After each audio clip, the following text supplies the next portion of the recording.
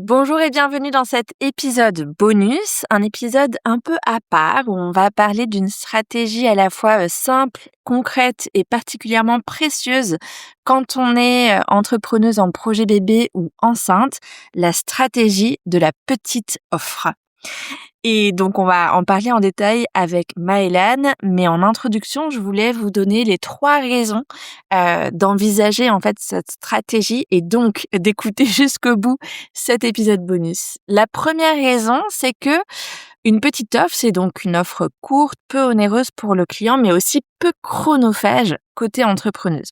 C'est rapide en fait à mettre en œuvre. En quelques jours, quelques semaines, ça peut être sur les rails.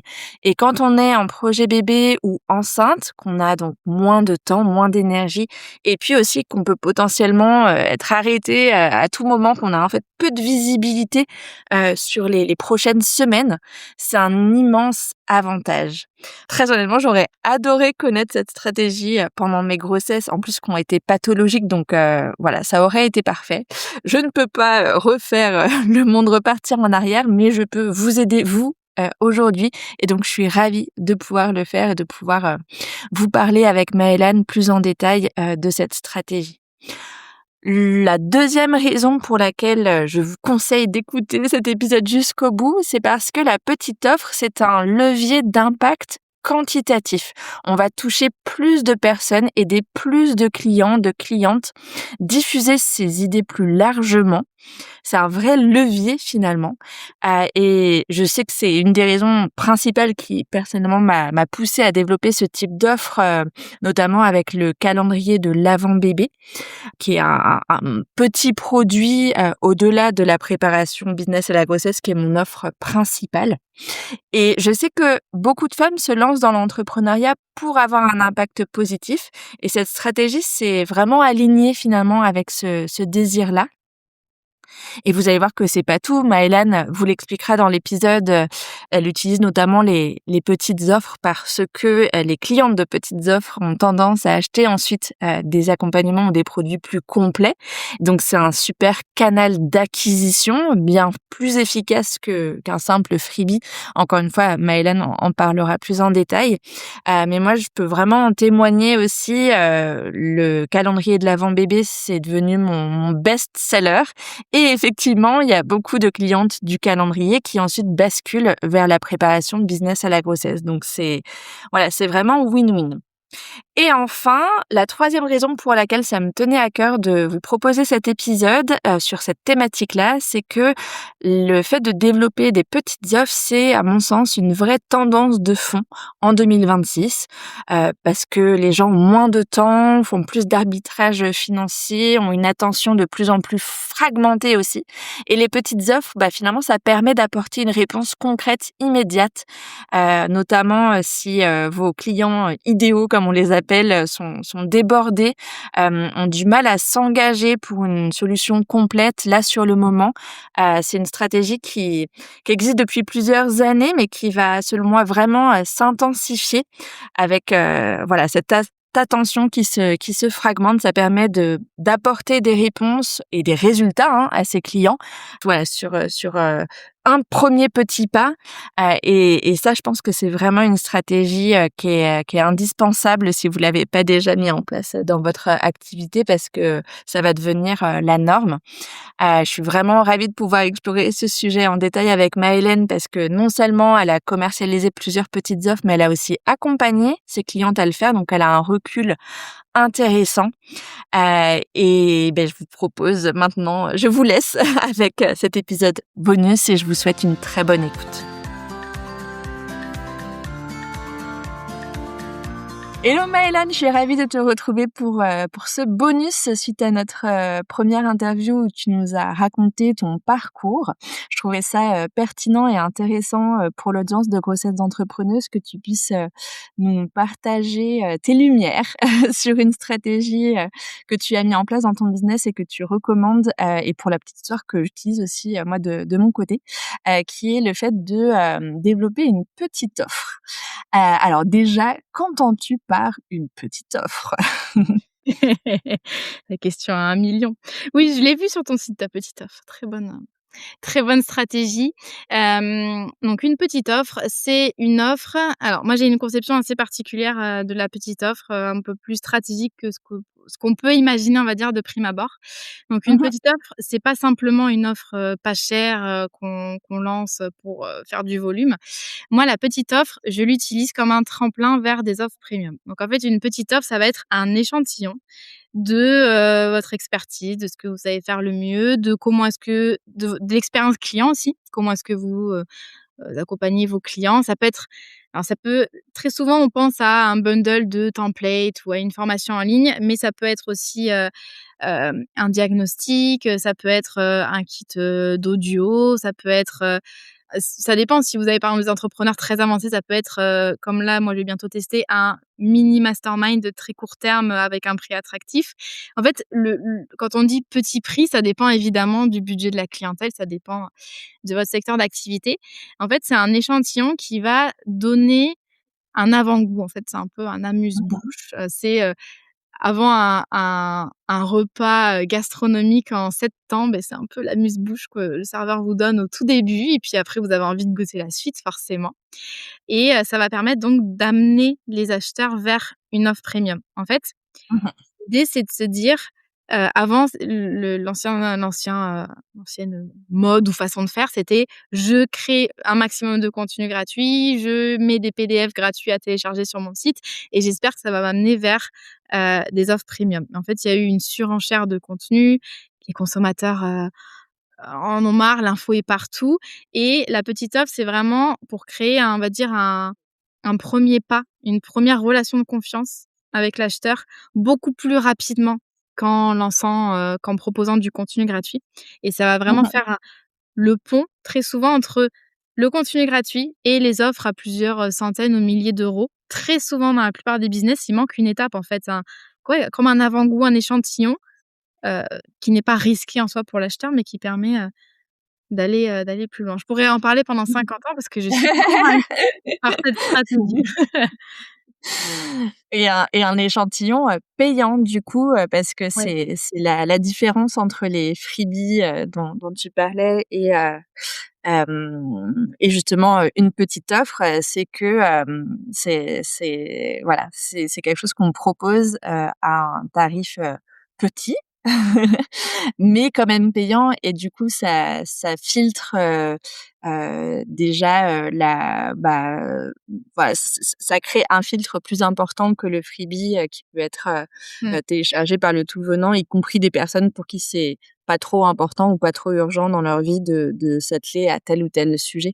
Ouais. Donc quand on met un prix aussi petit soit-il, ça voilà, en tout cas, moi, c'est ce que j'ai vécu dans mon business.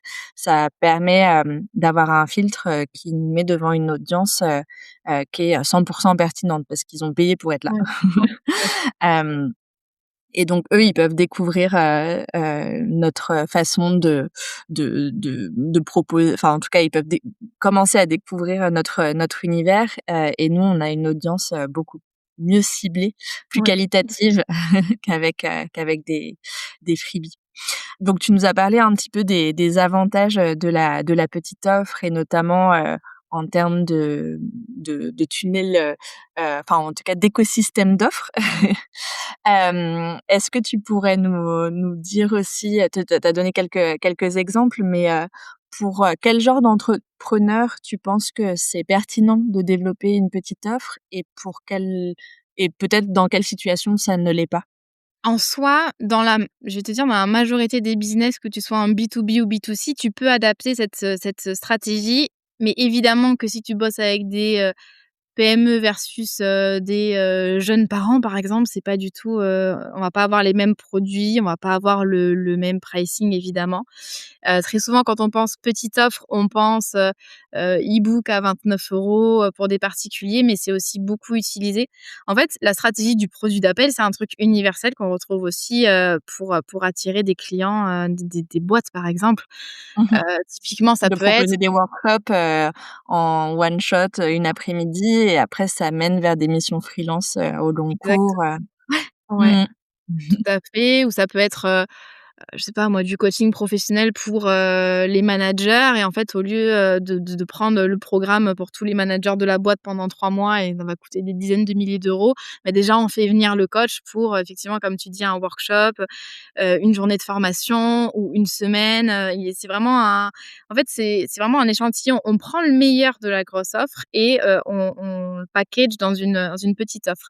Et en fait, la plupart des personnes vont se dire: «OK, c'est juste une version, discount de mon travail». Et il va y avoir 2 écueils. C'est le premier, c'est que la petite offre va être construite pour des acheteurs qui n'ont pas le budget pour les grosses offres. Dans ces cas-là, pour moi, c'est plus du low ticket. Pour moi, c'est pas la même stratégie. Là, du low ticket, on va essayer de faire du volume et c'est une fin en soi. Le produit low ticket, c'est la fin, c'est, faire le maximum de volume pour faire de la rentabilité. Tandis que la petite offre, pour moi, un produit d'appel, c'est vraiment, et ça, j'ai un programme sur le sujet. Mes clientes, c'est une des premières sessions et il y en a beaucoup qui ont le déclic à ce moment-là, c'est la petite offre, elle est calibrée pour ton client idéal, mais vraiment le plus haut, en fait. C'est pas, pour attirer une autre audience. Dans ces cas, c'est pas le même marketing et on s'éparpille et c'est dommage. C'est vraiment, si ton client idéal, je sais pas moi, tu es, CM Instagram et tu rêves de bosser avec une entreprise dans le monde de la beauté qui fait, je sais pas moi, telle activité avec tel niveau, beh, tu vas réfléchir en fonction de ce persona-là et pas, l'artisan qui débute et qui n'a pas de budget. Ça, c'est vraiment hyper important et deuxième chose, c'est le contenu qui doit être réfléchi de manière hyper stratégique.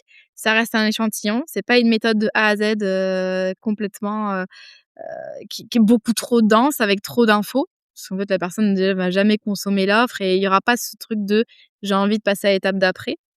Donc vraiment, contenu épuré, mais qui met en valeur les plus grands atouts de ton offre premium. C'est toute une stratégie, on se rend compte, quand on s'intéresse un peu à cette stratégie, c'est quand même très subtil, C'est mais quand c'est important que ça bien fait, cannibalise pas, le reste et que comme tu dis, voilà. dans que les efforts marketing, puissent se compiler, enfin qu'en tout cas ça Oui. fasse d'une pierre 3 coups, et que, l'effort qu'on met à commercialiser ou à rendre visible cette petite offre, ça nous attire, l'audience dont on a besoin Oui. pour nos autres offres et notamment celles qui sont, Mmh. plus onéreuses. Mmh.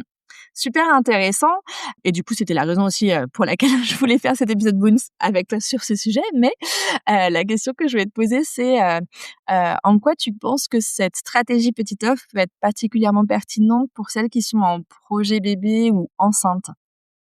Bah, ça permet effectivement, alors c'est pas pour moi l'avantage premier la petite offre, mais ça permet évidemment, bien sûr, de faire des ventes, quand on est, en congé mat ou quand on est pendant la grossesse et qu'on est épuisé, qu'on n'a pas envie de bosser.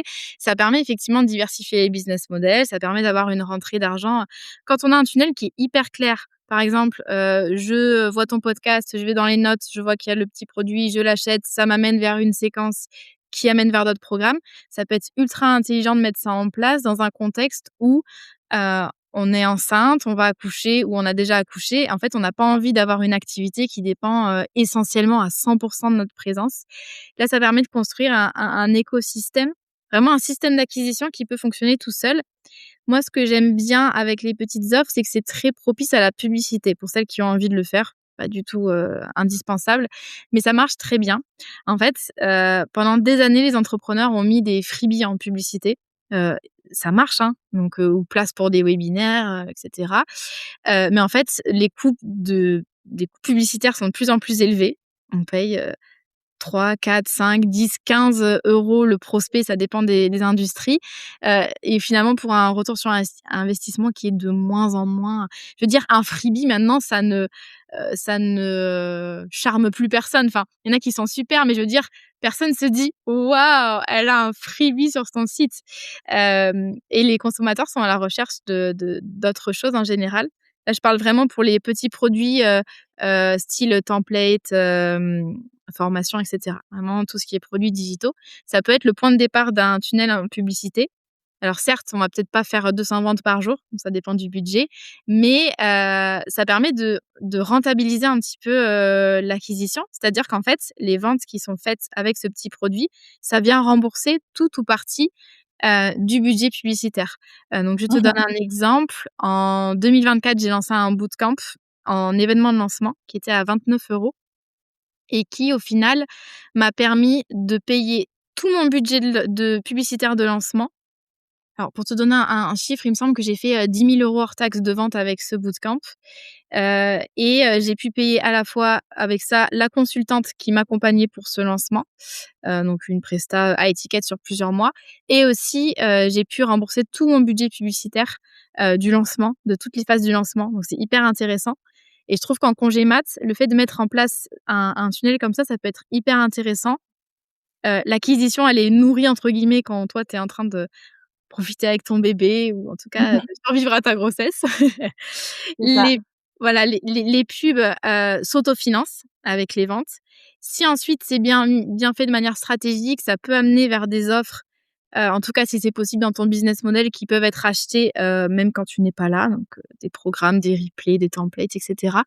Ça te permet, de constituer, non pas une audience parfois de touristes, parce qu'il y a beaucoup d'entrepreneurs qui ont ce souci, mais une audience d'acheteurs qui ont déjà confiance et qui, sont prêts à sauter sur tes offres quand tu reviens de congé mat. Ça permet vraiment de en «automatique» entre guillemets voilà, de créer une audience d'acheteurs et ça, c'est hyper intéressant. Mmh. Ouais, carrément, bah, je rejoins, tous les tous tous les conseils que tu partages. C'est ce que j'ai vécu, moi aussi dans mon activité et c'est ce que je constate, aussi, chez d'autres, personnes que je connais qui, ont mis en place, cette stratégie. Et tu disais du coup que toi, tu as un programme d'accompagnement, sur le sujet. On mettra évidemment le lien en description de cet épisode, mais est-ce que tu peux nous dire en 2 mots en quoi consiste ce programme pour celles qui auraient la curiosité, ou l'envie, de s'y intéresser? Oui, bon 2 mots, ça va être un peu court, mais c'est un programme qui s'appelle, La Petite Offre et qui reprend vraiment toute la philosophie que j'ai expliquée. Donc, attirer des acheteurs, pour des offres premium avec vraiment un système anti-cannibalisation, un système de montée en gamme clair parce qu'en soi, vendre une petite offre, ça suffit pas. Il faut ensuite prévoir et comment est-ce que j'amène de manière volontaire, intentionnelle et proactive ces acheteurs-là vers des offres, supérieures, on va dire. Donc voilà, c'est un programme en 3 ateliers. À l'heure où on enregistre cet épisode, je sais pas si je le referai en live, mais en tout cas, moi, il est présent en evergreen, on va dire. Donc 3 ateliers vraiment, focus, concentrés de valeur et puis, toutes les ressources pour mettre en place, la petite offre. Super, bah, merci d'avoir créé, ces ressources, parce qu'effectivement, je pense que c'est, une stratégie ultra, pertinente, quand on est entrepreneuse en général. Puis comme tu disais, ça s'adapte à plein de secteurs, plein de modèles économiques et plein de modes de fonctionnement. Mais a fortiori, quand on a moins de temps, moins d'énergie, de trouver des Mmh. leviers comme ça, stratégiques qui permettent, de booster ses résultats, d'avoir, plus de latitude de budget, de pouvoir, voilà, faire en sorte que certains aspects, en tout cas, de son activité puissent, tourner, en notre absence. Je pense que c'est hyper, bah, voilà, hyper intéressant de pouvoir mettre tout ça en place. Et donc, bah, voilà, je mettrai, les références, de ton programme, en commentaire, sous l'épisode pour celles, que ça intéresse. Mais en tout cas, merci beaucoup de nous avoir, parlé de cette, stratégie et puis de nous avoir partagé, tes conseils, Maëlane. Un petit mot de la fin pour, conclure cet épisode bonus sur les petites offres? Beh, merci beaucoup à toi Solène, ça a été un plaisir. Un petit mot de la fin, ce serait un petit conseil pour dire que je pense que les meilleures stratégies en business, c'est pas celles qui apportent des résultats là, tout de suite, maintenant. C'est vraiment celles qui peuvent qui sont finalement, créées en système et qui peuvent, marcher pendant, des mois et des années et ça, c'est pour moi, c'est une façon de travailler intelligemment, c'est vraiment cette stratégie-là. Il y en a d'autres évidemment, mais c'est, ce qui peut apporter, on va dire, le plus de liberté et de sérénité quand on a, un projet bébé. Carrément. Bah, merci beaucoup encore, pour, tous tes partages et puis, bah, merci à nos auditrices d'avoir, suivi ce bonus. Merci beaucoup Solène.